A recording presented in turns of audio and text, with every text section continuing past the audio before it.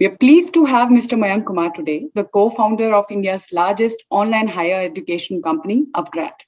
upGrad is also the largest online education platform in South Asia and has been assisting millions of people in elevating their scope of knowledge and careers. Welcome to the Education Founder Series, sir. We'll start right away. My first question to you, sir, is the virtual transition in the field of knowledge has enabled people to open up to various possibilities of growth.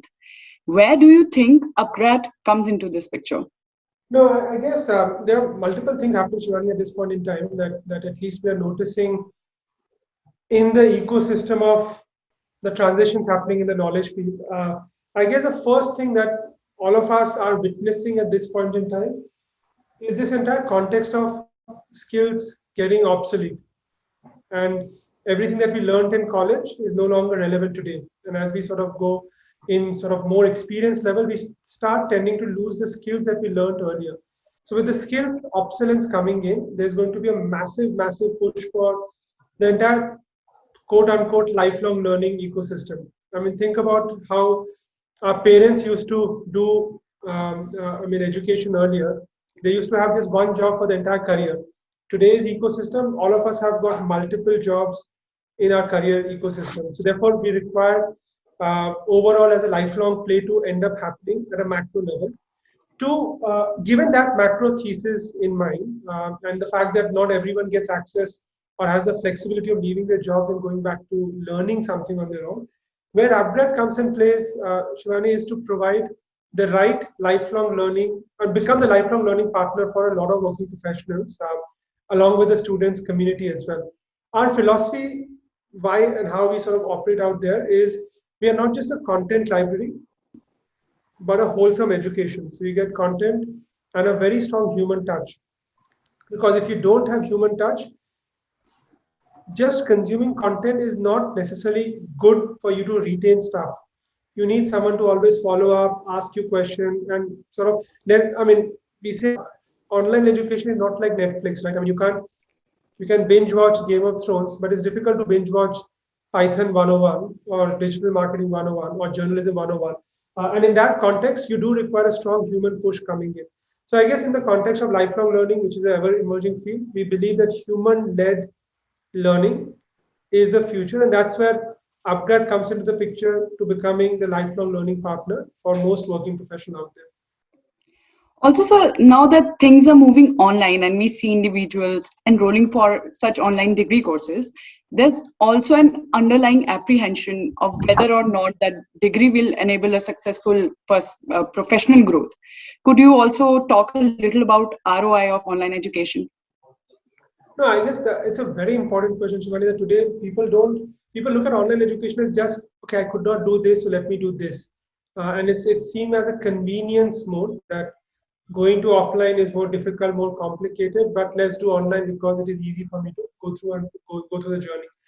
But if I look at and break down the entire journey of online education, I always say that first wave was always about access. If you want IIT, IIM, MIT, Stanford content, you will get online. Phase 2 started becoming more around engagement. Completion rates are very low. How do I increase the completion rate? What do I do to push towards in the long run more and more people completing? But I guess we are now in the third wave, which is the most crucial wave of online education, which is purely based on outcomes. Without outcomes, you cannot sustain and build the ecosystem. So to your question, people do look at ROI from online education very, very strongly. It may not be the similar way as they look at offline, because in offline they leave their job. In online they are in their job and they're looking at various things. But online degrees, yes, people see this as offline. If I go offline, if I spend 5 lakh rupees, I'm spending 1 lakh rupee here. How does the ROI change? So I'll say 2-3 data points. At upGrad, when we look at things, we see typically a working professional who does our program on average gets anywhere between 50 to 60% increment in their salary. So let's say they come with a 6 lakh, 7 lakh, 8 lakh rupees salary, and they have invested 2 lakh rupees. They typically get maybe 8 lakh becomes 12 lakhs. So they see a jump of 4 lakh rupees in that process. So what people in their minds think of, if I'm putting in 1 lakh, 2 lakh rupees, can I get an increment which covers the cost of the fees that we are having? And that's how typically people see things about ROI. The general rule of thumb on ROI is, in an offline world, is whatever that you have invested, your salary should recover that in 2 to 3 year period. So if you go to a Harvard, you will end up paying maybe $200,000 for your education. But in 2 years, average salary is $120,000 coming out. So in 2 years' time, you get enough as to what you invest in tuition. If you go to a good sort of MBA schools in India, you end up paying 12, 15 lakh rupees for the MBA. Your starting salary is about 8 to 10 lakh rupees. So you take 2 years to recover the money.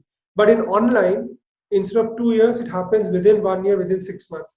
And that's how people look at ROI, because you're not losing any job and sort of income, and you get returns much faster in the process as well. Also, sir, there is an idea that goes on that various universities in the country, they offer degrees in different fields to the youth of the country. However, they do not serve as a guarantee for employment or even necessarily promise a vital skill set in some cases. Do you agree to this idea? No, I think, I mean, to a certain extent it's true, but to a very large extent, a lot of universities are doing very cutting edge, innovative stuff.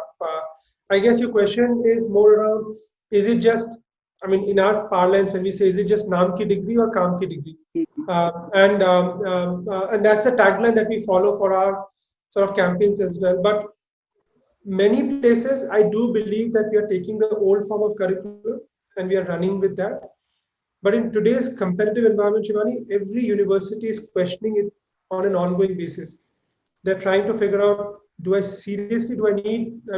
I run this in the old form of how BCom was done or BBA was done, or do I need to make some changes? And that's where we are seeing a lot of universities coming out and adding various elements in the curriculum to make it more wholesome and more meaningful.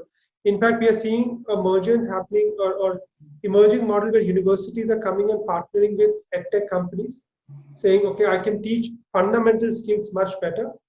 Can edtech companies come and offer me those technical skills which are more relevant to the ecosystem? So I truly believe that things are changing and shifting rapidly, and partnerships coming together of different sort of ecosystem definitely helps in allowing us to move forward faster.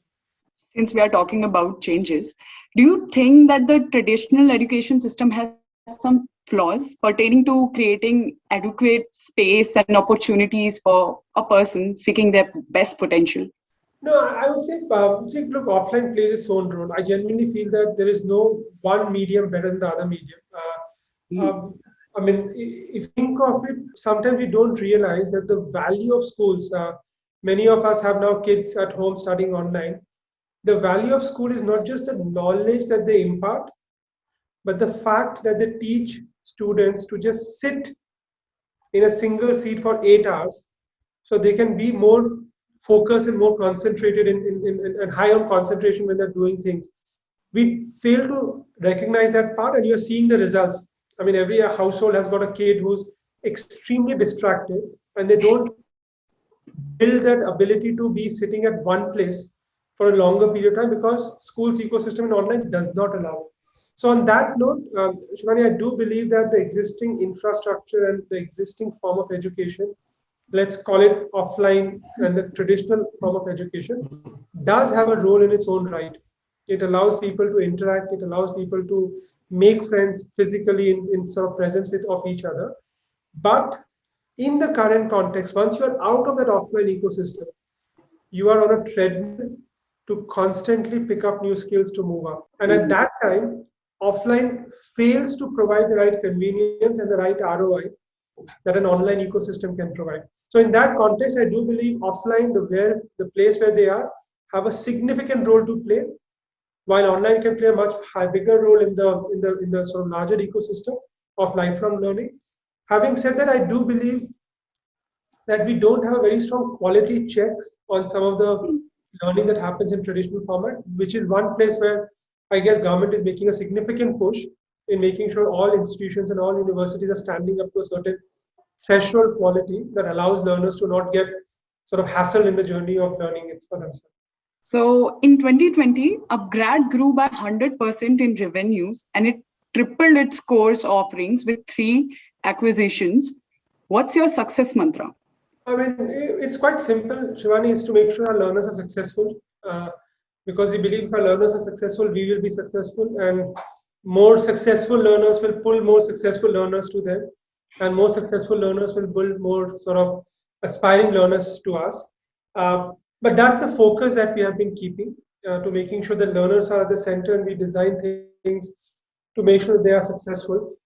Now, for us, what the 3 acquisitions that you mentioned, I mean, see, look, revenues, valuation, and all those things are an side effect of what you do at the core. If you're doing a good job, you're seeing the result. So for me, if you ask me about the M&As and acquisitions specifically in that context, what we thought of was we are very focused on working professional. How do I expand beyond working professionals? So we went to degrees at a younger sort of play. One of our acquisition allows us to offer blended and offline online campus experience. Another one focuses on test prep for government services, because right after graduation, you do seek to go to government sort of jobs, etc. And then the third acquisition was in the placement and recruitment space, because a lot of our learners want placement and we want to offer them that solution as well. So I guess all those 3 acquisitions fit into the overall play. We are actively talking and looking at multiple opportunities in this ecosystem where we can actually partner with the right like-minded folks and build a larger ecosystem of lifelong learning and not just purely focus on working professionals. Mm-hmm. Also, the pandemic, it has affected various employment sectors, and the youth has been facing a lot of trouble finding the right job for themselves. What message would you like to give to them? Look, I think it is unfortunate. I mean, it is things did not and were really bad when the peak of our pandemic was, and most organizations and companies found 2 challenges. The first challenge was the demand was slightly subdued, so therefore the hiring was not up to the same level. 2, many a times inducting someone online is very challenging than inducting a new employee offline. So every company sort of went back to be more conservative in terms of hiring. But I guess the way we are seeing, and from the vantage point from where we are seeing, we do see that a lot of things are changing significantly. Demand is coming back. We are seeing hiring ramping up. We are actively hiring for folks. So I do believe that I cannot say with certainty that the worst is over, because we do have to watch out how things will pan out. But I do see that given the people are far more cautious and taking more precautions, the way they are going out, etc., that we are seeing the economy slowly opening up. And I do believe that with that opening up, we will see a significant hiring requirement coming in. If you look at today's and any day's newspaper, every day there's so much of talk that goes on about they're not able to find talent. So I do believe that the market is now shifting more in favor of the talent. You will see attritions going up in the coming times. People will look for new talents coming in, and I think that will make it. I genuinely feel, specifically for skilled talent force, this is a golden period in anyone's sort of career ecosystem, because today a skilled talent is so much in demand that people are going to go out of their way to get them on board. I mean, we have that instance of someone offering a BMW bike for the tech talent to join there. Someone is offering a vacation stay in a nice sort of resort before they join the company. So people are going head over heels to get the right talent, and I definitely feel that market and that ecosystem will definitely open up very soon. Well, that was very insightful, sir. Thank you so much for sharing your valuable insights with us and enlightening us about the education sector and joining us on the Education Founder series. Thank you. Thanks, sir. Thank you.